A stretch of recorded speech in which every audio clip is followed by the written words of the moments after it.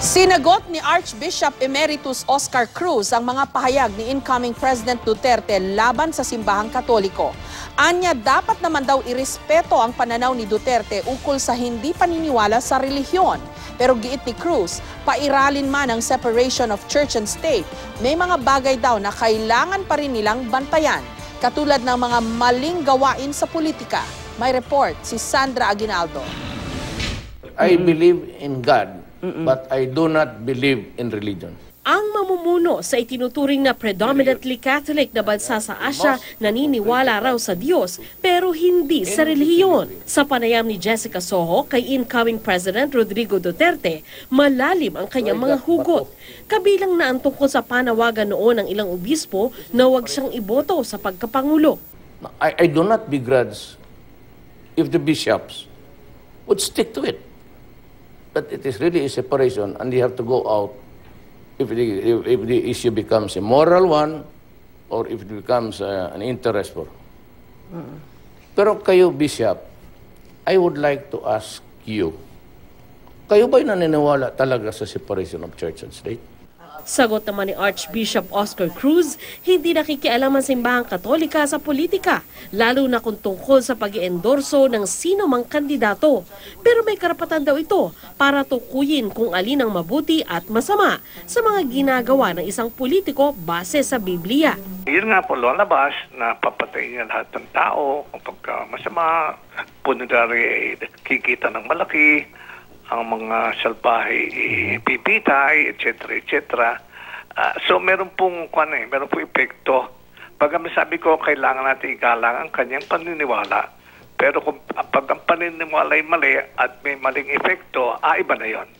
Sa gitna ng usaping ito, matatanda ang hiningi ni Duterte ang suporta ng Iglesia ni Cristo na kanya namang nakuha noong eleksyon.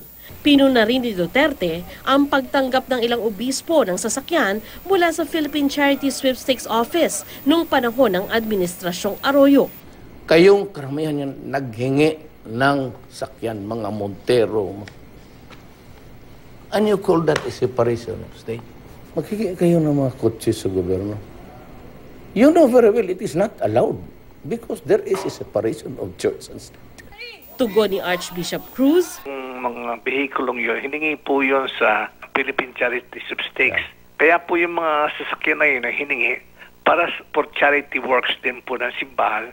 Hindi po labag yun sa layunin ng gobyerno. Samantala, ang chopper na ginamit ni Duterte nung panahon ng kampanya ay galing kay Pastor Kibuloy ng Kingdom of Jesus Christ. Nangako rin ang pastor na ipagagamit niya kay Duterte ang isa niyang chopper kapag siya'y naupo ng Pangulo. Sinariwa rin ni Duterte ang umunoy karanasan niya ng pang-aabuso sa kamay ng pari nung siya'y bata pa. Lahat bang kami, kada konfesyon, hindi po talaga kami. What are your sins, my son? Ay, ano man siya ng bata? Adultery. So, ano ang sin ng bata? What would be the sin of the first year, second year child? You talk to me about morality. Sabi noon ni Manila Auxiliary Bishop Broderick Pabilio, dapat nang tigilan ni Duterte ang drama at kasuhan na lang ang pari. Pero sagot ni Duterte, and you asked me publicly to name the priest.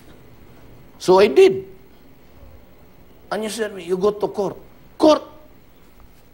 The abuse took place in 1950, 55, 56. And you want us to go to court? What will be the basis? Kung now answer, because patay naman yung mga pare na yun. So, do not cultivate hypocrisy. Where do you think you find relevance of the Catholic faith, the church, and you at this time of our generation?